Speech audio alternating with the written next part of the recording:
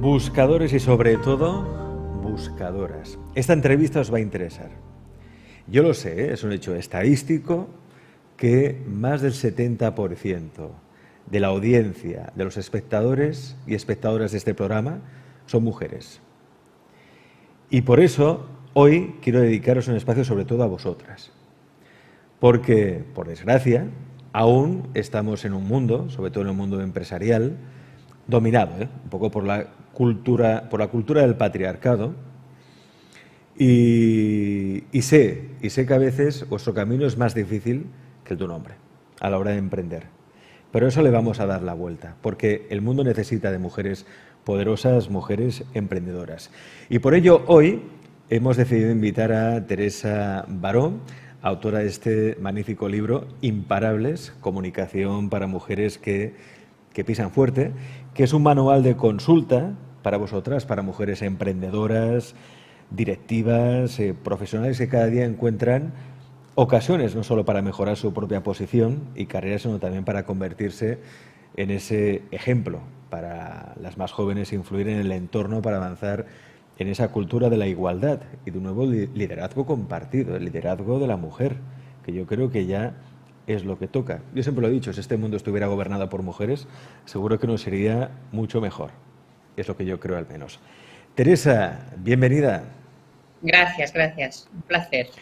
La verdad que esta presentación que acabas de hacer, pues, no sé, coincide completamente con lo que yo pienso, con mi visión, y además te digo que aunque inicialmente está dirigido a mujeres, este libro, los hombres pueden aprender muchísimo de él también, para los que nos están viendo. Sí. ¿Qué pueden aprender, Teresa? ¿Qué pueden aprender los hombres de este libro? Los hombres pueden aprender a comprendernos más, a saber por qué actuamos como actuamos, cómo es nuestro estilo de comunicación, descifrar a veces estas frases enigmáticas que decimos, ¿no? Cuando es muy típico lo de no hay quien las entienda. Bueno, pues este es un libro que os va a ayudar a entendernos y por qué somos como somos, especialmente en el ámbito profesional. Bueno, a mí yo recuerdo un amigo que me decía, es que a las mujeres no hay que entenderlas, hay que amarlas, me decía eso. Yo no sé si estaba equivocado o no. Pero mira, sabes que yo creo que ya es hora de superar estos prejuicios, estos tópicos, ¿no? Y la verdad es que si nos educaran de otra manera y si nos dieran herramientas de comunicación eficaz tanto a vosotros como a nosotras, es decir, a todo el mundo, seguro que todo sería mucho más fluido y no habría ni confusiones, ni ambigüedades, ni sería posible la discriminación que a veces sufrimos y que a veces también sufrís vosotros, también. Este libro lo has escrito con el ánimo, el objetivo de que, primero, podamos detectar las barreras psicológicas, ¿no? Esas creencias limitantes que hacen que, por ejemplo, una mujer no se atreva a veces a emprender o porque como cree que este es un mundo de hombres, ella no tendrá ni una sola oportunidad. Bueno, tú, Teresa, tú eres el ejemplo de todo lo contrario. Es más, tú emprendiste en un momento que tampoco era habitual que hubiera muchas mujeres empresarias aquí en España y te ha ido muy bien, esa es la verdad. Cuéntanos...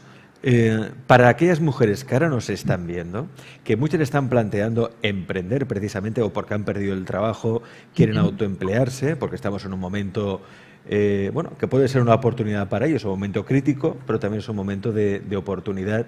¿Qué le podemos decir a esa mujer que quiere emprender o está a punto de emprender? Mira, buena pregunta, porque yo he escrito el libro partiendo de mi experiencia, en primer lugar, y después de todas las mujeres profesionales a las que he podido asesorar durante más de 20 años. Y por lo tanto sé muy bien de lo que hablo. Por experiencia propia y por todo lo que he sufrido, porque hay momentos en que se pasa mal, y también por lo que veo que son carencias generalizadas en las mujeres. Y mira, el libro está enfocado de tal manera que primero hay una reflexión acerca de la importancia que tiene nuestra visibilidad. Tenemos que ser visibles como colectivo, pero también individualmente. Especialmente en determinados trabajos, la visibilidad es clave para que te tengan en cuenta, para que te escuchen, para que tengas prestigio.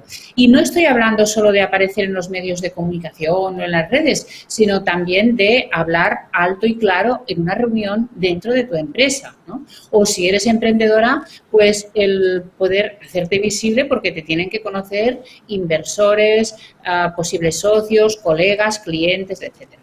Eso por un lado, la visibilidad es importante y es una tarea pendiente para las mujeres. Y por otro, la gestión del tiempo. Yo, como empresaria y madre, lo que más sufrí fue esta conciliación, difícil conciliación de la vida profesional y la vida familiar, ¿no? Y por lo tanto la gestión del tiempo es uno de nuestros grandes retos. Tareas domésticas, formarte y al mismo tiempo hablar con los clientes y no sé, y salir adelante de todo, ¿no? Y llegar a final de mes, que también es otra cuestión. Pero para poder hacer esto y hacerlo con valor, con valentía y con constancia, se necesitan superar una serie de creencias limitantes, como tú decías, ¿no? El pensar que yo no podré, que esto solo lo hacen las mujeres muy inteligentes o muy potentes, o pensar que se necesita mucho dinero para emprender, o que yo no podré hablar en público, por ejemplo, y es algo que es muy necesario en determinados sectores, bueno, o que yo no valgo para esto. No, todo esto son realmente creencias que nos ponemos nosotras mismas y que nos han fomentado desde niñas también, ¿eh? Desde niñas. Es que es muy importante esto que está explicando Teresa. Ahora recuerdo, mientras te estaba escuchando, recordaba también una conversación que tuve hace poco con una amiga que es emprendedora, es una empresaria magnífica, pero me decía, es que la emancipación de la mujer nos ha venido muy bien, pero también es como una tortura, una esclavitud, porque ahora yo trabajo fuera de casa, pero es que también trabajo en casa, porque como soy la mujer y soy la madre, soy la esposa, me tengo que ocupar prácticamente yo de todo. O sea, además que trabajo fuera, también me ocupo de hacer la comida, de lavar la ropa, lo hago absolutamente todo. Es decir, parece que aún estamos en esa transición. Todavía. Mira, yo tengo una tía abuela de 94 años que siempre me dice, nena, habéis salido perdiendo. Porque me ve cómo voy, cómo trabajo, fines de semana. Pero bueno, también yo siempre le digo, pero tía, pero yo disfruto mucho con lo que hago. Es decir, ha sido una elección y eso también hay que tenerlo en cuenta. Las mujeres, claro que siempre hay un esfuerzo detrás, porque fácil no hay nada, pero las mujeres hoy tenemos la posibilidad de elegir nuestro destino también, en gran medida, ¿no? Pero también tenemos que saber jugar las cartas. Eso es muy importante, que lo tengan claro. Hay que saber jugar con las posibilidades que tenemos, con las herramientas, las habilidades. Todas tenemos cartas buenas y no tan buenas, hay que jugar las buenas. Y una de las cosas importantes es encontrar el apoyo de la pareja y de la familia. Si la pareja no nos apoya, entonces lo tenemos mucho más difícil, pero quizá, yo lo siento mucho, pero quizá entonces tenemos que plantearnos algunas cosas, ¿no? Yo en el libro hablo de los estudios que se han dedicado al tema este de la conciliación y de cuál es el freno de las carreras profesionales de las mujeres, que suele estar en el momento de la maternidad, y hablo del punto de ruptura. ¿Cuál es el punto de ruptura? El punto en que una mujer decide que su pareja no la está ayudando, no la está apoyando en su carrera profesional, que para ella es prioritaria, y decide romper la relación, porque acaban algunas parejas siendo un lastre. Y este es el punto de ruptura. ¿Cuántas mujeres conoces, Alex, que al final han decidido divorciarse porque la pareja ha puesto todas las dificultades posibles en su carrera profesional? Por eso hay que buscar un buen apoyo, y si la pareja no te sigue, no te apoya, pues quizá ya es momento de cambiar de pareja sin miedo, ¿no? Porque supongo que es otra de las creencias o falsas creencias, ¿no?, a las que tiene que hacer frente una mujer, de decir, oye, yo soy dueña de mi destino y yo me quiero realizar profesionalmente. Y si mi pareja tiene que ser un obstáculo para ello, pues oye, pues corto con mi pareja y ya está, porque mi objetivo es sentirme realizado, sentirme satisfecho. Pero hay muchas mujeres que abandonan también esa idea porque tienen la idea, la creencia de que tienen que ser madres, lo importante es la familia, protejamos la familia y mira, el trabajo al fin y al cabo, pues si no trabajo de eso, trabajaré de otra cosa y ya está. Y eso es un impedimento también para la autorrealización. No neguemos que, obviamente, la felicidad no depende del trabajo, estamos de acuerdo en eso, pero es un componente muy a tener en cuenta, sobre todo cuando tiene que ver con tu visión de vida, con tu visión, con tu vocación, sentirte realizado, motivado por algo que estás haciendo, sentirte útil para los demás, para la sociedad. Todo eso que nos da el trabajo nos puede dar la empresa. Otra precisamente de los apartados importantísimos que tratas en este libro, Teresa, recordamos Imparables, hablas de la importancia de la voz y el lenguaje no verbal. Y hay un hecho, y es así, es decir, una de las mujeres más poderosas, una mujer que pisó fuerte en el siglo XX, sobre todo, al margen de si uno está de acuerdo o no con la ideología, le pueda caer mejor, pero eso da igual, pero que una mujer sin duda que pisó muy fuerte fue Margaret Thatcher. Y Margaret Thatcher, algo que apreciamos en sus discursos, es que era la dama de hierro, pero también la voz. O sea, no sé si impostaba la voz o hacía que la voz fuera más grave de lo que realmente era para que fuera más respetada por todos sus colegas, ¿no? Es decir, la importancia de tener un propio estilo, una voz clara, ¿no? Eso también lo explicas en el libro. Claro. Sí, mira, y de hecho ella recibió clases para entrenar una voz más grave. Fíjate, claro, estamos hablando de hace unas décadas ya y en aquel momento el poder era masculino absolutamente y ella tenía que, en cierta manera, ponerse a la altura de estos hombres, imitarlos para tener el mismo poder, ¿no? Para ser más creíble. Ahora esto está cambiando y podemos ver a mujeres, digamos, más femeninas o con un lenguaje corporal y una voz más femenina, también mandando en sitios de poder, pero sabemos que todavía hay resistencias. Mira, el tema de la voz es fundamental, pero ya no tanto la voz, que la voz de las mujeres es un poco más aguda normalmente que la de los hombres y se asocia la voz grave al poder, por lo tanto en esto ya tenemos una cierta dificultad, pero yo diría a las mujeres que nos escuchan que al final tenemos la voz que tenemos, ¿no? Pero otra cosa es cómo la utilizamos. Por ejemplo, el tipo de frases que pronunciamos. Si yo hago una voz muy dulce, cantarina, dudo de las cosas que digo, hago como, no sé, entonces parezco una adolescente. Entonces, ¿cómo voy a ocupar un puesto de responsabilidad? ¿Cómo voy a tener credibilidad? ¿Cómo voy a dirigir un equipo? O sea que ya no es tanto si mi voz es más aguda o más grave, sino sobre todo el cómo la utilizo y dónde pongo los puntos, cómo utilizo los silencios, articular de una manera clara para que se me entienda.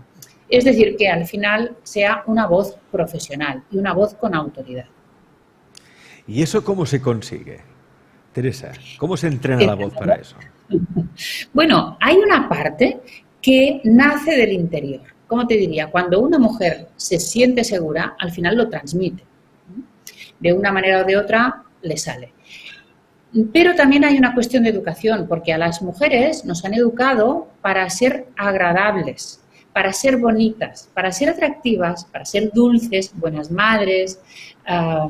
Incluso a veces nos han enseñado a aparentar fragilidad. Fíjate tú, qué perversión, ¿no? Claro. Y después resulta, bueno, porque todo esto, estos atributos de la ternura, la fragilidad, la dulzura, son los que en principio os gustan a los hombres. Claro. Pero una cosa es, digamos, cómo te comunicas con tu pareja en un momento de seducción, en un momento de intimidad, o cómo te comunicas como madre con tus hijos, y otra cosa es salir a la calle tener que pisar fuerte, como decimos, porque el mundo profesional es muy competitivo, o tener que dirigir un equipo, o tener que lidiar con clientes muy difíciles, o con compañeros difíciles a veces, ¿no? Por lo tanto, esta apariencia que nos han enseñado a tener desde niñas no nos sirve para nada, no nos sirve. Entonces, tenemos que aprender, reaprender, otro código, que yo lo que defiendo es que tengamos todas una caja de herramientas muy llena y que podamos utilizar estas herramientas según el momento y según los objetivos, ¿no? Es como tener muchos trajes y ponerte el más adecuado en cada momento. Pero a algunas mujeres en el ámbito profesional o político incluso, lo que les falta es el traje de la autoridad. Este es el traje que les falta, del liderazgo. Y eso, y claro, porque uno a veces puede pensar, ¿no? Es que, a ver, uno o es líder o no lo es. Un líder nace, no se hace. O se tiene ese don, por decirlo de alguna manera, o no. Pero eso se puede trabajar. Y una mujer puede trabajar el liderazgo incluso en entornos masculinos. La cuestión es cómo, Teresa, cómo se hace eso, cómo se trabaja la autoridad, ese liderazgo. Bueno, pues precisamente a partir de técnicas de comunicación, hay una parte que es de gestión emocional y de verte a ti misma como líder, porque si tú ya no te ves en esto, pues ya difícilmente, ¿no? Por lo tanto, tú ya tienes que hacer esta reflexión y decir, a mí me gustaría liderar un equipo, a mí me gustaría gestionar personas, ¿qué voy a ganar con esto? ¿Me puede proyectar mucho más lejos o puedo obtener satisfacciones personales? Porque liderar personas pues es algo maravilloso, ¿no? Si se sabe hacer. Pero a partir de aquí, cuando yo digo, sí, quiero hacerlo, y además esto me va incluso a reportar cargos en la empresa superiores y voy a ganar más dinero, pues cuando digo sí quiero, entonces yo tengo que entrenar una serie de habilidades. Una de ellas es pues cómo decir las cosas, cómo dar instrucciones, cómo hacer una crítica constructiva, cómo disentir de alguien, porque no siempre estamos de acuerdo con los demás. Hay un montón de situaciones que son habituales en la empresa y que tenemos que aprender a gestionar. Pero esto se aprende y en el libro todo esto está explicado. Incluso situaciones más críticas y más incómodas todavía, como por ejemplo, cómo hacer frente a una insinuación sexual o a un intento de acoso sexual, ¿no? Que pues también eso a veces nos lo encontramos. Es importante eso que dices, Teresa, porque esto está en el día a día y por desgracia sigue pasando. Es decir, ¿cómo frenar un acoso o una...? Porque a veces el acoso no tiene por qué ser muy directo, no tienen por qué ir de cara. Es decir, a veces el acoso es sutil. ¿Cómo frenar esas situaciones? Mira, precisamente, normalmente el acoso empieza por lo no verbal. De tal manera que el acosador hace unas miradas, se acerca un poco más, hace unos movimientos. ¿Y por qué? Porque, claro, las palabras son mucho más concretas y enseguida podría yo denunciar por lo que me ha dicho. Pero, en cambio, si se hace no verbalmente, pues entonces es más difícil describirlo y más difícil demostrarlo.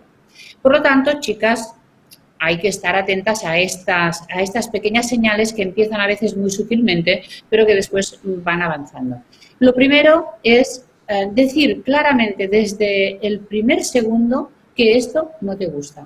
Primero, no reírte, lo primero, porque a veces las mujeres, como hemos sido entrenadas para resultar agradables y para no buscar conflicto, pues a lo mejor lo primero que nos sale es una risita.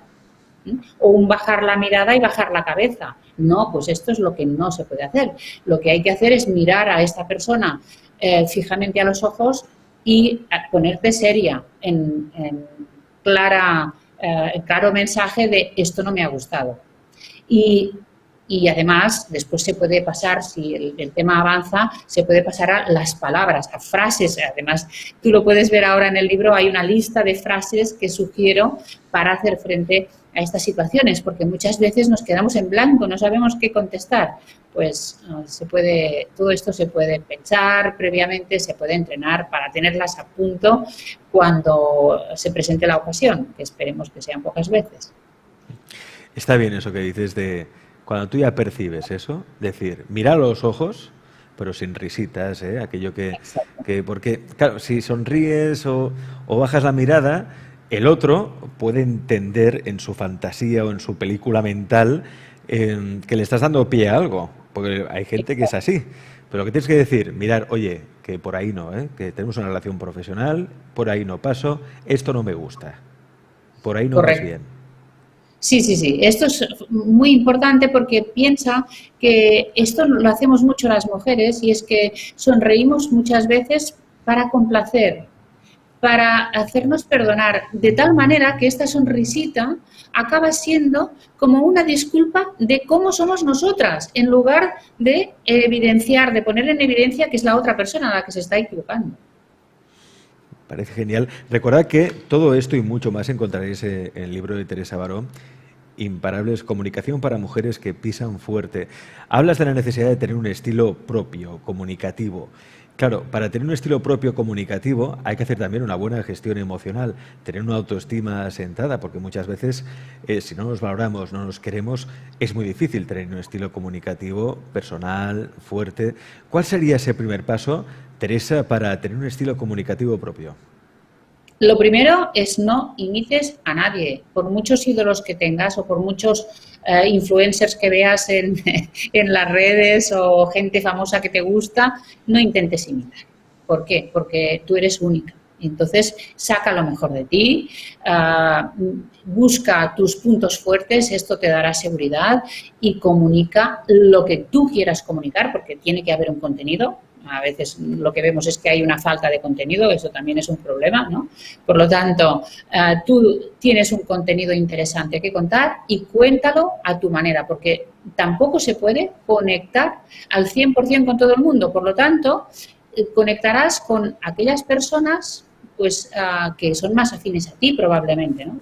Pero cultívalo. Yo, mira, Alex, hay algo que me gusta repetir muchísimo a todas las mujeres que me siguen y a mis alumnas, que es cultiva tu carisma, porque tu belleza, lo quieras o no, se va a marchitar. Por lo tanto, el carisma es lo que te queda toda la vida y no solo te queda, sino que además se puede aumentar con los años. Pero alguna te dirá, pero Teresa, si yo no soy carismática. ¿Qué Todas carisma podemos. si yo no tengo carisma? Bueno, esta es una respuesta muy típica, ¿no? De las personas que no se valoran, que piensan que son mediocres, grises. Pero, ¿sabes una cosa? Te voy a confesar algo que no lo he confesado nunca hasta ahora, y es que yo también lo creía de mí misma. Yo hasta, no sé, hasta los 30 años pensaba que era una persona pues gris, eso, sin ningún interés. Pero algún día descubres por qué estás en este mundo, cuál es tu misión y entonces tienes toda la energía para seguir adelante y para ver que realmente puedes aportar y que tienes un estilo propio. Y no se hace en un día, pero es un tema de trayectoria, ¿no? de cultivarlo cada día. A mí me gustaría hacer hincapié en este capítulo que dedicas a la gestión emocional, a la autoestima, porque yo creo que es la base de todo, ¿eh? Si tienes una buena autoestima, lo otro parece que ya fluye, ¿eh? Se da por sí solo. Lo que pasa es que no nos han enseñado a tener una buena autoestima, y aquí incluyo también a los hombres, ¿eh? Que hay muchos hombres con una autoestima bajísima. Es que, de hecho, muchos de los consejos que da Teresa en este libro también se lo pueden aplicar muchos hombres, ¿eh? O sea, es un libro para hombres y mujeres, aunque obviamente se dirige en especial a la mujer, porque ahora la mujer es cuando le toca tomar su función de poder, su rol de poder dentro de la sociedad, porque la necesitamos, así de claro, necesitamos otra manera de gobernar, otra mirada para que las cosas vayan mejor, al menos es lo que yo creo. Es un libro también para hombres y podéis encontrar consejos buenísimos para ello, ¿no? ¿Cuál sería el primer paso? Tú decías, Teresa, ver mis puntos fuertes, claro, pero si yo no sé cuáles son mis puntos fuertes, ¿en este libro tienes alguna plantilla, algún test para que yo pueda escribir y dar con mis puntos fuertes? Mira, el libro es todo un entrenamiento de principio a fin. Iniciamos precisamente con este autoconocimiento y hay plantillas, sí, para que tú vayas anotando todas estas cosas que los demás ven en ti y que tú ni siquiera ves. Pues tú puedes preguntar a la gente en tu entorno, sea profesional, sea familiar, a los amigos o los comentarios que la gente te hace en las redes, por ejemplo, ¿no? Y todo esto es información que tienes que analizar muy bien, porque tampoco nos lo vamos a creer todo, porque a veces pues hay personas que tampoco son sinceras completamente, pero pide información, pregunta y todo lo que te vayan contestando, analízalo y verás que hay cosas que se van repitiendo. pues si se van repitiendo será por algo. Por lo tanto, toma nota, mira si a ti te conviene o no te conviene esta característica de tu imagen y a partir de aquí se puede trabajar y se puede ir moldeando si es que quieres moldearlo. Igualmente con los puntos débiles también, ¿eh? Pero ¿sabes qué pasa? Que normalmente somos muy críticas y vemos muchos puntos débiles, pero no vemos los fuertes. Pero fuertes también hay, o sea que hay que buscarlos. Veo que este libro lo que propone Teresa es un trabajo de autoconocimiento, ¿eh? De conocerse bien, de saber los puntos fuertes, puntos débiles, ver la luz, ver la sombra también, y a partir de ahí crear, como decía Teresa, un estilo comunicativo propio, porque eres singular, todos somos singulares, pero hay que creérselo, ¿eh? Y hay que empezar a trabajar en ese estilo comunicativo, que obviamente tiene que tener autoridad, seguridad. Aquí, por ejemplo, estoy leyendo en el apartado que dedicas a la comunicación, a la voz, dices, contesta siempre con seguridad. Inicia las frases así. Veo claro que mi preferencia es, la mejor opción es, tenemos que considerar a conciencia la opción tal. Pero sin Claro, dudas, sin dudas. Si a ti no se te ocurren, yo te doy ejemplos de qué quiere decir hablar con seguridad, porque eso es lo que pasa en muchos libros, ¿no? O en muchos cursos, que te dicen, tienes que hablar con seguridad. Bueno, ya, pero ¿cómo se hace esto, no? Dame la pauta concreta. Pues yo aquí indico incluso las frases. ¿Por qué? Pues porque hay muchas veces que empezamos las frases diciendo, pues bueno, no sé, yo creo que... no sé qué pensáis vosotros, pero yo diría, bueno, tantas dudas, tanta inseguridad, entonces, ¿cómo quieres que te escuchen? Entonces, lo que pasa es que en una reunión, al final, parece que los demás siguen hablando y a ti nadie te escucha y además te roban las ideas y otro se va a beneficiar del trabajo que tú has hecho.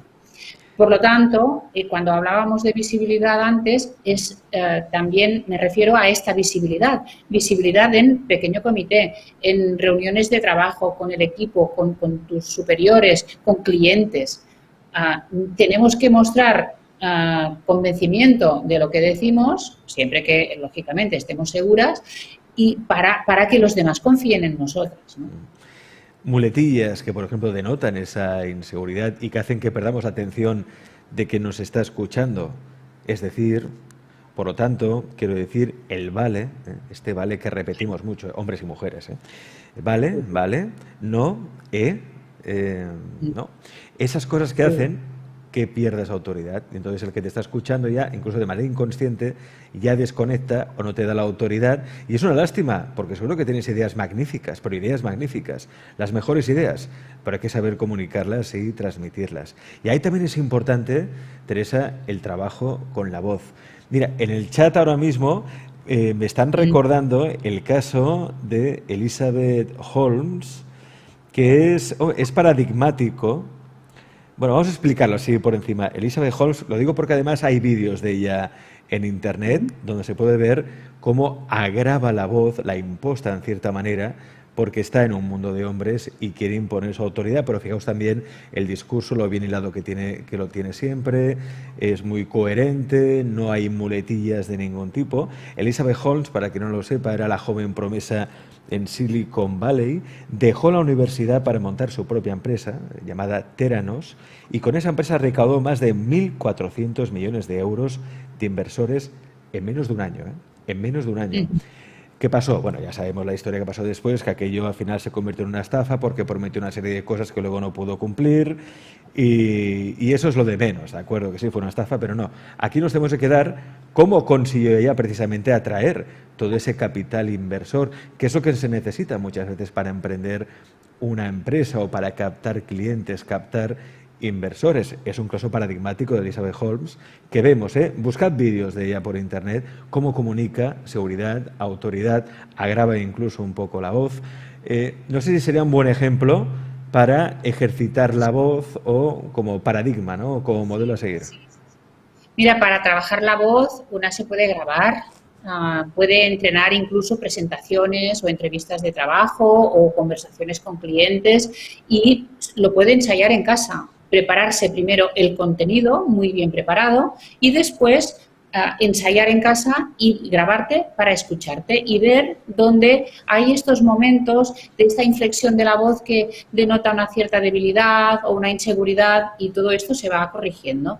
Pero hay algo muy importante aquí también, que es la parte no verbal, el lenguaje corporal. Porque además de la voz es el cómo estamos situadas, si estamos de pie, cómo estamos bien colocadas, con una firmeza, los dos pies en el suelo, una posición abierta, una gesticulación que indique también firmeza. Fíjate cómo gesticula Angela Merkel, por ejemplo, ¿no? Pues tampoco hace falta ser como ella, pero en lugar de hacer movimientos que pueden ser mucho más propios de un momento más de seducción, ¿no? O sea que también tenemos que distinguir en qué momento estamos, y si quiero transmitir autoridad es la voz y todo mi cuerpo el que transmite esta seguridad y esta autoridad. Al final, los demás nos tratan siempre en función de cómo nos perciben y deciden invertir en nosotras o no, deciden contratarnos o no. En el libro también hay un ejemplo de cómo contestar una entrevista de trabajo y pongo dos casos. Hay dos personajes, María Dulce y Pilar Banderas. Entonces lo vamos comparando en dos columnas y vemos cómo es una respuesta frágil que no convence y cómo es Pilar Banderas, que responde con absoluta seguridad y que es una buena candidata a un puesto directivo. ¿Ensayar también es una opción cuando tienes una presentación o tienes que comunicar una mala noticia, por ejemplo? ¿Ensayar antes puede venir bien? Absolutamente, y yo lo hago. Yo cuando tengo una conferencia, y especialmente si es de un tema nuevo o un nuevo planteamiento del tema, yo ensayo, porque es que es la clave, porque tú tienes muy claras las ideas probablemente, o piensas que las tienes claras, pero seguro que sabes por experiencia que una cosa es tenerlo aquí y otra cosa es después pasarlo aquí, a la boca, ¿no? Y te faltan las palabras, entonces esto hace que parece que dudas o que estás insegura, pero no, tú tienes las ideas claras, lo que pasa es que en aquel momento estás tropezando y con los nervios normalmente de estas situaciones pues se agrava la situación. Por lo tanto, el ensayo es una de las claves y te diría no solo para las presentaciones así en público importantes, sino ahora mismo ensayar tu intervención en una reunión virtual con una serie de profesionales es también una de las maneras de aumentar tu visibilidad. Es decir, que no te pillen por sorpresa, que tú puedas participar en esta reunión expresando tu opinión de algo que has preparado y que incluso has ensayado con las frases, además, muy bien pensadas. Me encanta ese consejo. Yo mismo lo hago muchas veces, ¿eh? Antes de iniciar un programa o una entrevista, me imagino cómo será la entrevista y hago la entrevista yo mismo, ¿no? Incluso cuando tengo que, no sé, pues exponer un tema, lo hablo incluso en voz alta. Yo lo que hago muchas veces es hablar en voz alta porque de esta manera veo lo que dice Teresa, que una cosa es tener las ideas claras y otra es comunicarlas con claridad. Y ahí es donde vienen los titubeos, quizá porque hay una idea o un dato que no lo tienes muy seguro. Es decir, y hacerlo, ¿por qué no?, delante del espejo. Grabarse va muy bien también, grabarse hablando, ¿no?, con un micrófono, o también te grabas en vídeo y ves cómo estás comunicando. Eso, Teresa, va muy bien para ganar seguridad. Es buenísimo eso. Pero mirarse sin miedo, ¿eh? Sin miedo y sin complejos, porque a veces nos vemos en grabaciones y no hacemos más que ver lo malo, lo mal que lo hacemos todo, y eso es un desastre. No, pero además las mujeres tenemos otro problema y es que además de pensar que lo hacemos mal, es que nos vemos feas o gordas o todo. Es decir, o qué mal maquillada voy o esta chaqueta y si me la cambio. Entonces nos pasamos horas ahí al final decidiendo a lo mejor el color de la chaqueta cuando lo que podemos es ganar seguridad en la forma de expresarnos. O sea que aquí, en este aspecto, nosotras tenemos esta dificultad añadida, que tenemos más inseguridades todavía que vosotros. Teresa, un consejo para la mujer emprendedora que le ha tocado emprender en estos tiempos, para acabar la entrevista, un consejo. Un consejo. Mira, lo voy a explicar con una historia que a mí me llegó en el momento oportuno y que no olvidaré jamás. Y es la historia de las ranas que probablemente conocéis, de las ranas que tienen que subir a un montículo, un pequeño montículo, saltando, y hay mucho público, y el público dice, ¡ay, está muy alto, esta montañita está muy alta, no lo van a conseguir! Y todas intentan saltar, y todas intentan saltar. Y el público dice, ¡ay, mira, ya se ha caído, no ha llegado! Bueno, y al final todas van abandonando, menos una que está ahí intentándolo, y al final llega arriba. ¿Por qué ha llegado esta arriba? Tú lo sabes, ¿verdad? No. Porque era sorda. Porque era sorda. Y no le desanimaron todos los comentarios de la gente que decían, no podrá. Bueno, pues esto nos pasa a las mujeres emprendedoras. Y es que ni siquiera a veces tenemos el apoyo de la familia. Pues bueno, un consejo es que si tú lo tienes claro, si has hecho un buen plan de empresa o has estudiado la viabilidad de tu proyecto y estás decidida, haz como la rana sorda y tú sigue adelante y bueno, y al final los demás te tienen que dar la razón. Excelente consejo y recomendación, como todo lo que encontramos en este libro. En todas las librerías, por supuesto, librerías también digitales. Imparables de Teresa Baró, comunicación para mujeres que pisan fuerte. Teresa, muchas gracias por estar aquí. Gracias a vosotros, un placer.